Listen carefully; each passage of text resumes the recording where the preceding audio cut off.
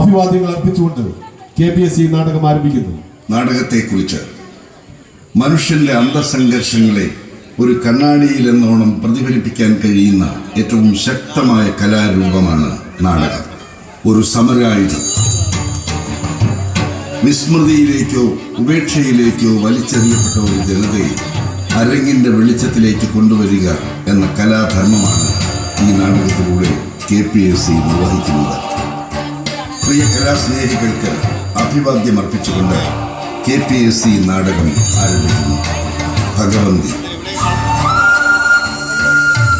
അവലംബം മലയാളത്തിന്റെ മഹാകഥാകാരൻ ശ്രീ M. മുകുന്ദന്റെ നോവൽ ഒരു ദളിത് യുവതിയുടെ കഥനകഥ. ഗാനരചന ശ്രീകുമാരൻ തമ്പി. രംഗപടം ആർട്ടിസ്റ്റ് സുജാതൻ. സംഗീതം പശ്ചാത്തല സംഗീതം റെക്കോർഡിംഗ് അനിൽ അർജുനൻ. ദീപ സംവിധാനം Sasikumar Sithara. Choreography doctor Madhu Gopinath, doctor Sajeev Vakkam, Samudra performing arts Vakkam. വസ്ത്രാലങ്കാരം പ്രോപ്പർട്ടീസ് ബിനീഷ് കോരാടി. അവതരണം KPSC. രചനാ സംവിധാനം അശോക് ശശി. ഭഗവന്തി.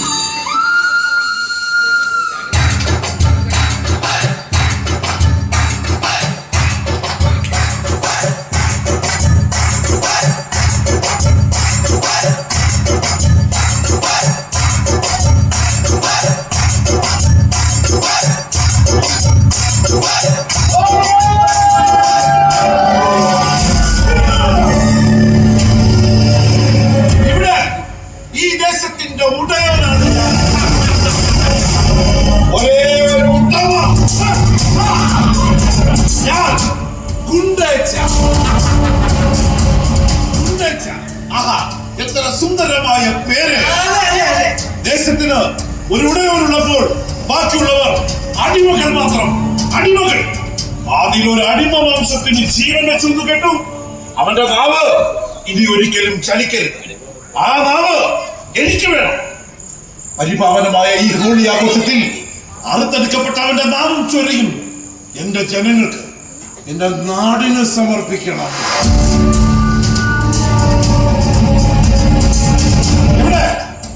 ഇവിടെ അവനെ നായാടിക്കൊണ്ടുവരാൻ പോയെന്ന വേണ്ട. ഞങ്ങൾ വെച്ച കരയിൽ വീണത് അവനല്ല, പിന്നെ അവന്റെ പെണ്ണ്. പെണ്ണ് എന്ന് വെച്ചാ പെണ്ണ്.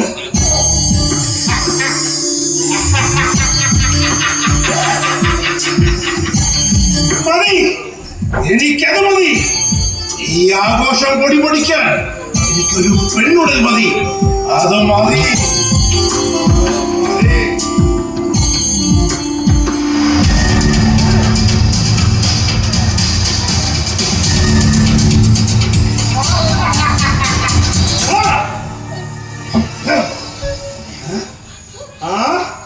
ഇതൊരു ലക്ഷണമൊത്ത പക്ഷിയാണല്ലോ. ഇങ്ങനെ ഒരു കീഴാള സുന്ദരി ഈ ദേശത്തുണ്ടായിരുന്നു. എന്റെ അടിയാത്തിയായി കിളിയേ വാ വാ.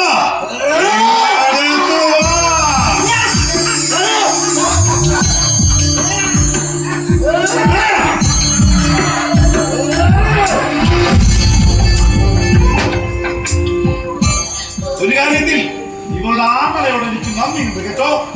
അവൻ എനിക്കെതിരെ നാവാട്ടം നടത്തിയത് കൊണ്ടാണല്ലോ ഇവളെ എനിക്ക് ദേശത്തൊരു അടിയാത്തിപ്പെണ്ണ് വയസ്സറിയിച്ചു കഴിഞ്ഞാൽ അവൾ ആദ്യം ഈ ഉടയോനുള്ള കാഴ്ച വസ്തു. ആ നാട്ടു നടപ്പ് ലംഘിച്ച് നീ എങ്ങനെയാടി ഇത്രയും വളർന്നത്? അപ്പോൾ ഇവരുടെ സഹോദരൻ എനിക്കെതിരെ നാട്ടുകൂട്ടത്തെ കൂട്ടുന്നതോ? അവനുള്ള മറുപടിയായി ഇവൾ പേരുതണി. അതിവൾ പറയട്ടെ. പേരെന്താടി? പേര് പറയാൻ ഭഗവന്തി. കിളിമൊഴിയട്ടെ. പേരെന്താടി? കിളി ഊമയാണ് സാർ.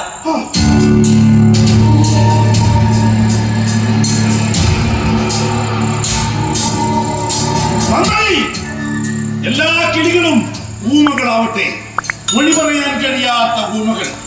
അല്ലെങ്കിലും ഈ ശബ്ദങ്ങളെ എനിക്ക് ഇഷ്ടമേ ഇല്ല. അതും ചോദ്യം ചെയ്യുന്ന ശബ്ദങ്ങൾ.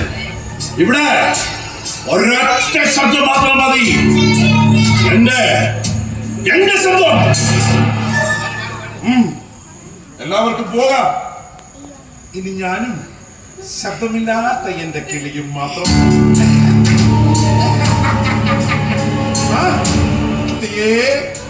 മൊഴിയില്ല കിളിയേ. കഴുത്തിൽ മാല, കയ്യിൽ വള, കാലിൽ തള, അടിയാത്തിക്കൊണ്ട് ഇത്രയുമൊക്കെ അലങ്കാരങ്ങളും. അഴിക്കടി അഴിക്കടി നിന്റെ മുടയാണ്.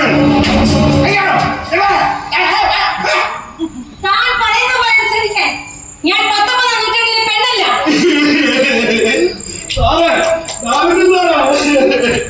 സാറേ, ഇങ്ങനൊരു സീനി നാടകത്തിലുണ്ടോ? മുണ്ടച്ച ഭഗവതി തല്ലുന്നുണ്ടോ? അത് ഒരു ഊമപ്പെട്ട് ഡയലോഗ് പറഞ്ഞോട്ടോ. അയ്യോ, എന്താ രാധിക, എന്ത് പറ്റി? എനിക്കൊന്നും അറിയില്ല സാർ. ആ നിമിഷം എന്താ സംഭവിച്ചതെന്ന്. സാരമില്ല, ഇത് റിഹേഴ്സൽ അല്ലേ? നമ്മുടെ നാടകത്തിന്റെ റിഹേഴ്സൽ ക്യാമ്പ്. തെറ്റുകൾ ആർക്കും സംഭവിക്കും. Sorry sir. ആ സമയം അയാളുടെ ഒരു വേട്ടനായുടെ മുഖം ഞാൻ കണ്ടു. പിഞ്ചു മാംസം കടിച്ചു കീറി രക്തമാകുന്ന മുഖവുമായി അടുത്ത ഇരയെ തേടി കാട് കയറുന്ന ഒരു വേട്ടനായുടെ മുഖം. നാടകത്തിലെ രംഗം എക്സ്പ്ലെയിൻ ചെയ്തു. Okay sir. തന്റെ ദേശത്തെ താഴ്ന്ന കുലത്തിൽപ്പെട്ടവരോട് ഗുണ്ടേച്ച എന്ന ജമീന്ദാർ കാണിക്കുന്ന കൊടും ക്രൂരതയുടെ പ്രതീകമാണ് ഭഗവതി എന്ന ഊമയായി ദളിത് പെൺകുട്ടി. കെണിയിൽപ്പെട്ട പക്ഷിയുടെ മാംസത്തിനായി തൂവലുകൾ പറിച്ചു കളയുന്നത് പോലെ അവളെ വസ്ത്രാക്ഷേപം ചെയ്യുന്നതാണ് കഥാസംഗം. പക്ഷെ സംഭവിച്ചതോ ഭഗവതി എന്ന കഥാപാത്ര ശരീരത്തിലേക്ക് കടന്നു കയറിയത് രാധിക എന്ന ഈ നടിയുടെ വ്യക്തിമാണ്. അതോടെ സംവിധാനം വരച്ചിട്ട കളത്തിന് പുറത്തു ചാടി കഥാപാത്രം. അത് വന്ന് പതിച്ചതോ പാവം നമ്മുടെ പ്രസാദിന്റെ കവളില്. ഭഗവതി ആയാലും രാധിക എന്നാൽ ഇന്നൊരു അടിയുണ്ടോ?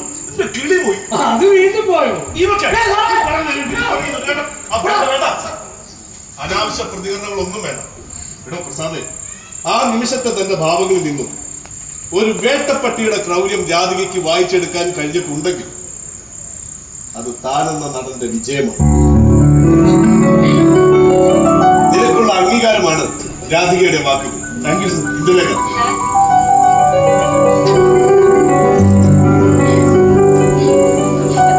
സോറി പ്രസാദ്.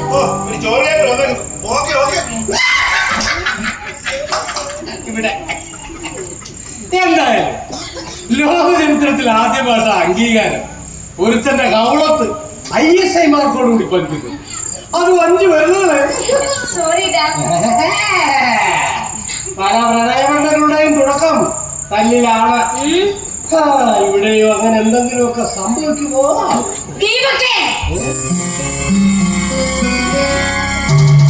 ഈ ഭഗവാന്റെ ശരീരത്തിൽ കടന്നുകൂടിയ രാധികയുടെ പ്രേതം ഇപ്പോഴും ഇവിടെയൊക്കെ തന്നെയുണ്ട്. വിടമാട്ടെ, വിടമാട്ടെ. അതുകൊണ്ട് സൂക്ഷിച്ചു. ISI മാർക്ക് തവണ വിടാം.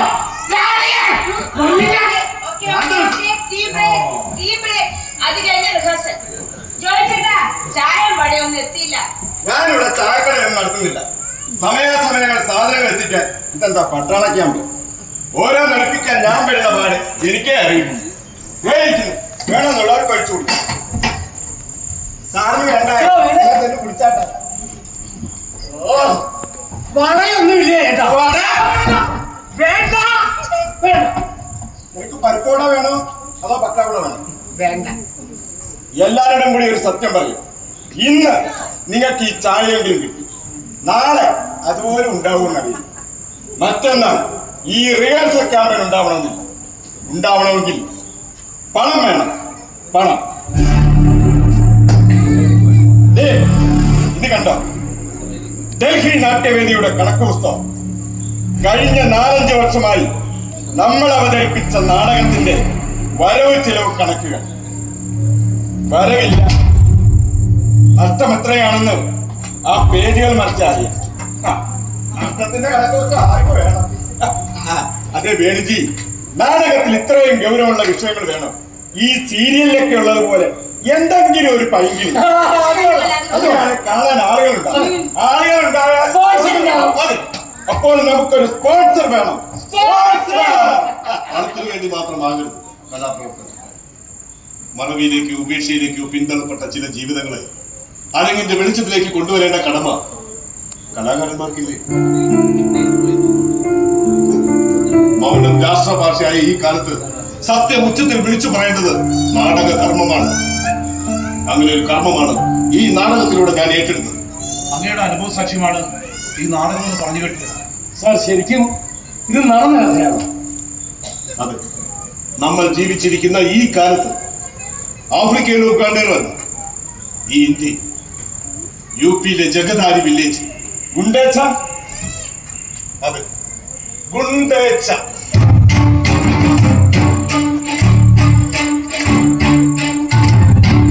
ഈ ദേശത്തെ മുഴുവൻ തന്റെ കാൽച്ചുവട്ടിലിട്ട് ചവിട്ടി അരയ്ക്കുന്ന നരാധവന്റെ പേരാ ഗുണ്ടേച്ച.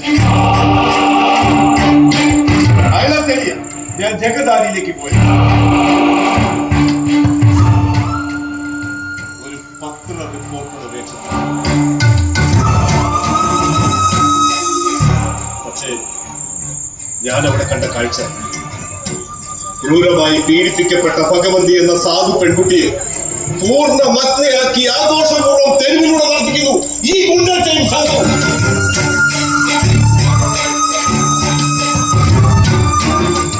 തുടൽ പൊട്ടിയ അക്രമത്തിന്റെ ഏറ്റവും വലിയ പൈശാചികത ആ കാഴ്ച കാണാൻ അവർ വലിച്ചിഴിച്ചു കൊണ്ടുവന്നവരിൽ അവളുടെ മാതാപിതാക്കളുണ്ടായി. അപ്പോൾ ആ പെൺകുട്ടിയുടെ കണ്ണിൽ നിന്ന് ഒഴുകിയത് ഇരുണ്ട കാലത്തിന്റെ കറുത്ത നദികൾ.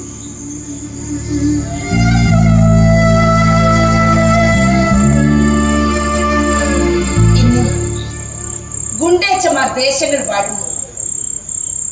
ഭഗവതിമാർ ഉടൽ വസ്ത്രങ്ങൾ നഷ്ടപ്പെട്ട് ഇരുളിന്റെ മറവിലിരുന്നും വിലപിക്കുന്നു. മരംനൊന്ത് മരിച്ച തങ്ങളുടെ മാതാപിതാക്കളെ ഓർക്കും.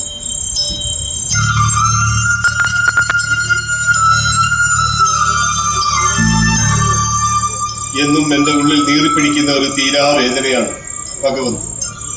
ഞാൻ കണ്ട സത്യങ്ങൾ ഈ സമൂഹത്തിന് മുന്നിൽ എനിക്ക് അടയാളപ്പെടുത്താൻ കഴിഞ്ഞില്ലെങ്കിൽ അത് ഞാനെന്ന നാടക പ്രവർത്തകന്റെ മരണമായി.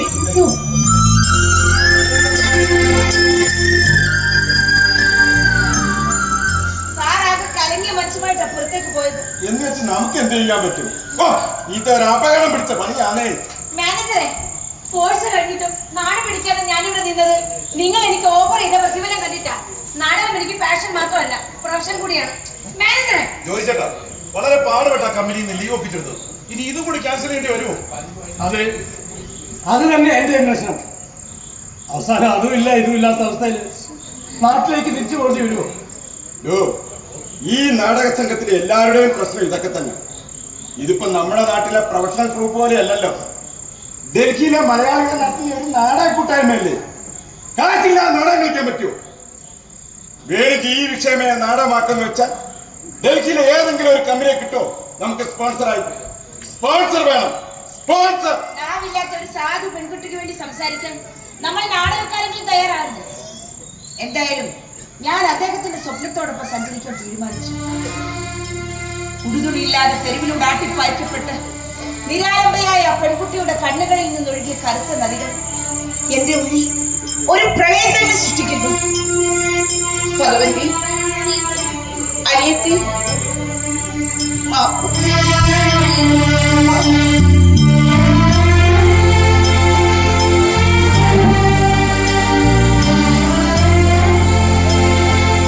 Thank you for watching. Please subscribe and share.